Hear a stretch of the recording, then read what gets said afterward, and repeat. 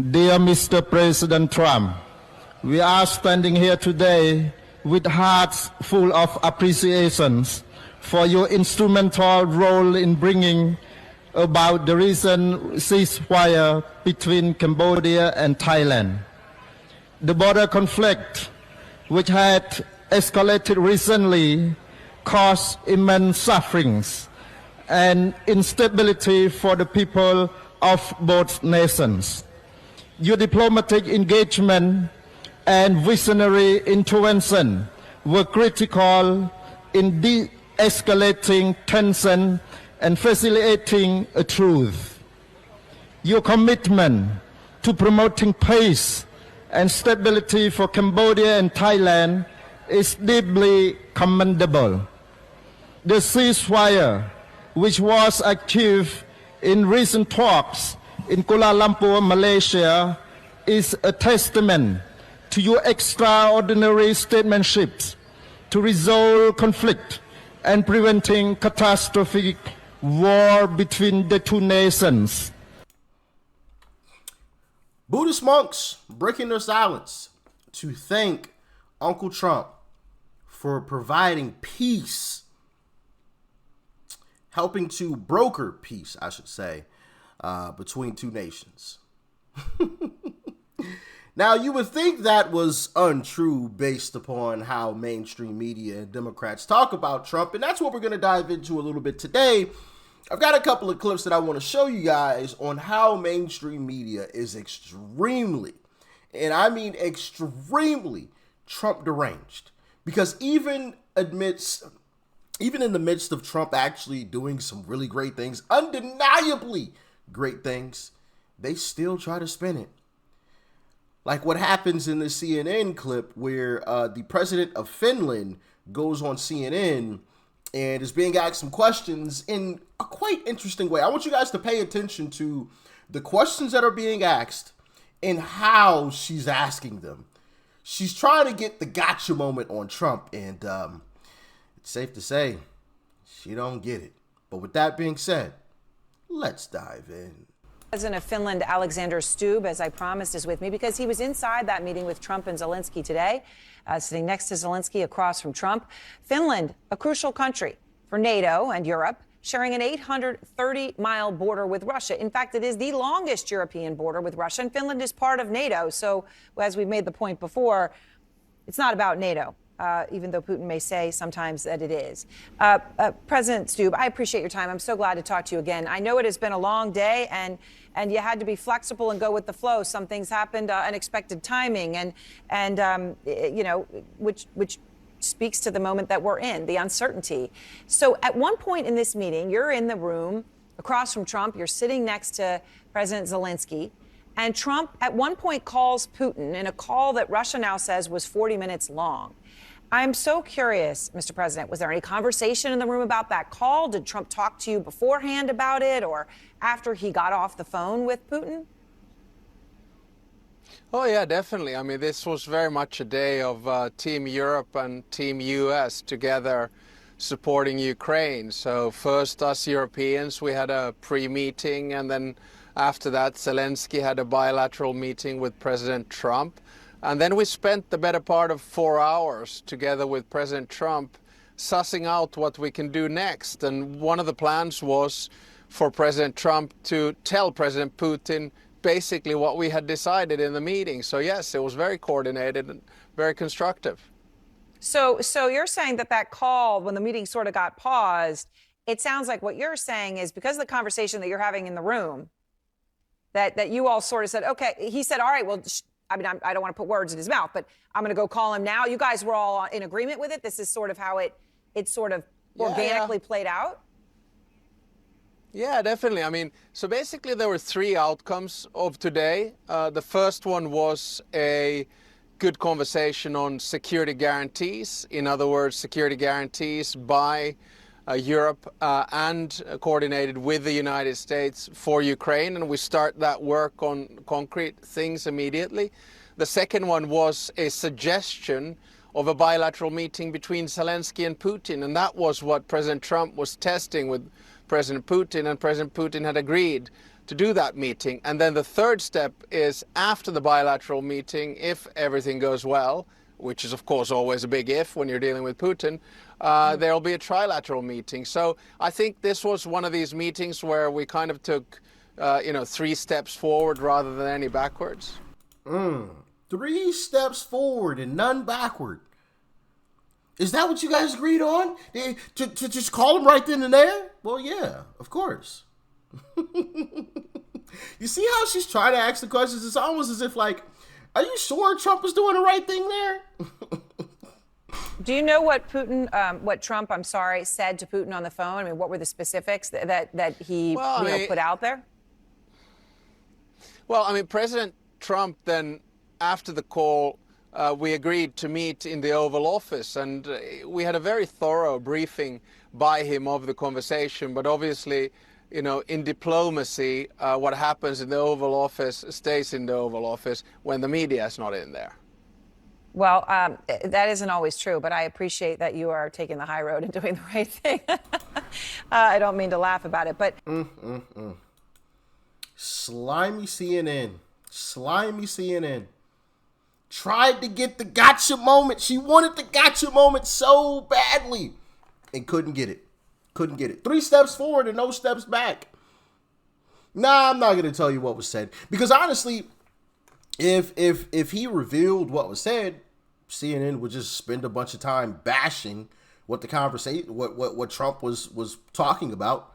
We all know that. I mean, check out this clip from CNN. Trump. Does he know that Putin would not ever do it? I actually, this is important because I am not sure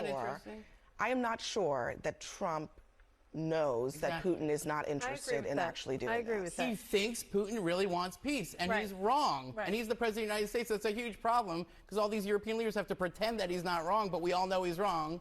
And that's the crazy conundrum that we're in. That's how.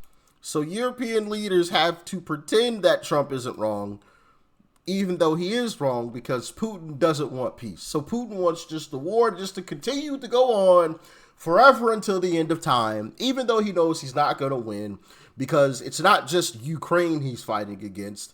He's fighting against NATO as well. So he just wants the war just to continue endlessly. Okay. Were any of these folks saying this when Joe Biden was in office and Kamala Harris were running the show? Not at all. So it's funny that they say that now. Anyway, here's another clip of CNN pouting because Trump talked to Putin. Check it out. The fact that he feels he's got to check in with Putin right away, and that just as this meeting is taking place, we get news that Putin is saying, by the way, no NATO troops on the ground in Ukraine. That is unacceptable. Still feels like Trump needs Putin's approval in a way that's got to be very disturbing to Zelensky sitting there. But of course, Zelensky was a good actor. He's playing it cool. He's not biting on any of the questions he got. And hopefully what's going to happen is they're going to go into this meeting with European officials, and the Europeans are saying, we need to put these troops on the ground inside Ukraine, and it's not Vladimir Putin's business. So there's a few things there. Talk to Putin right away. So was he supposed to wait a week or 2 weeks or a month or a few months or a year before he talked to Putin? Why not just talk to him right away? Hey, we just had this conversation. What do you think about X, Y, and Z? How do you feel about this? What's going on with this? Well, what are your thoughts? This is what we talked about. So I just wanted to run it by you. Like, are we just supposed to wait? Like, that's a bad thing that he calls up Putin? And second, she said it's almost as if he needs Putin's approval. Well, he does. It's Putin that's in a war against Ukraine. So, of course, Putin has to approve of what is going on in the agreements. If he doesn't approve of it, then the war continues. And we continue to spend our tax dollars on bullshit. I mean, I'm just going to call it how it is, how I see it, right? I think it's BS. But that's just my humble opinion. Y'all can let me know yours in the comments. But this is absolutely crazy to me. Absolutely crazy. And it's also interesting that now they're admitting that Zelensky is an actor.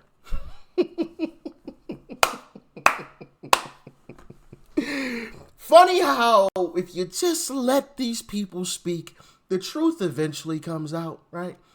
Now they're admitting that Zelensky is actually an actor, you know, because before they were all in denial. No, Zelensky's a legitimate leader of the country, blah, blah, blah. You know the whole nine, right?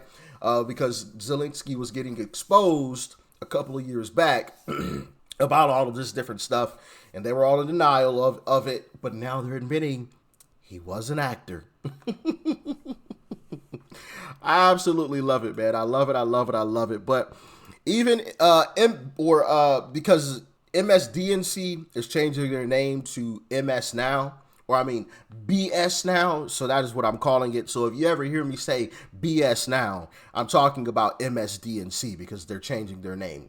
And I'm just going to call it BS Now because that's exactly what it is. Check out what Lawrence O'Donnell on BS Now had to say. Well, it was another successful day in the White House for the president.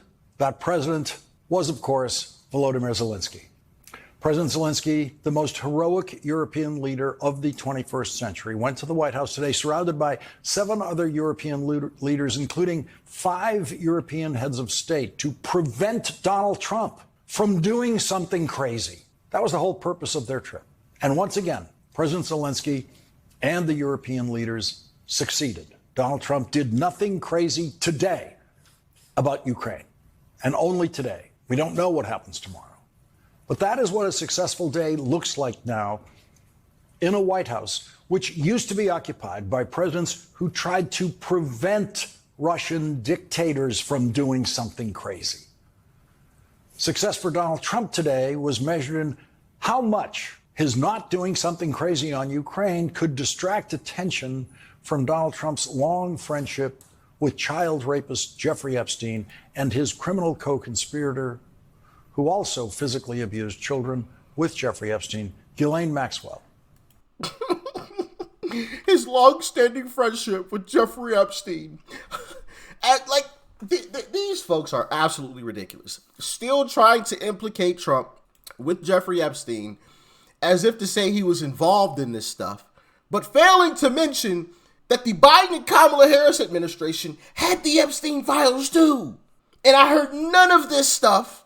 Oh, show the files from any of these folks in media when Biden and Kamala Harris had the files. I heard none of these folks, oh, Trump is in the files when Kamala Harris and Joe Biden had the files. Heard none of it. But now that Trump's hands are tied because of court rulings, and there was another one recently on the Epstein files, now they're trying to say, well, Trump's friend, he's got to be in the files. This way he's not. Like, come on now, stop it. If he was in the files, Kamala Harris and Joe Biden would have released them a long time ago. Or leaked them. An anonymous leak, right? We all know that. So, absolutely BS, and I guess it fits their new name, BS Now. Because whenever you watch it, it's going to be some BS now. And that is facts. But as always, y'all get in the comments. Let me know your thoughts and your opinions about all of this. Absolutely ridiculous stuff, man. From what is supposed to be the news. Crazy stuff, man. Absolutely crazy stuff. Make sure you guys hit the like button.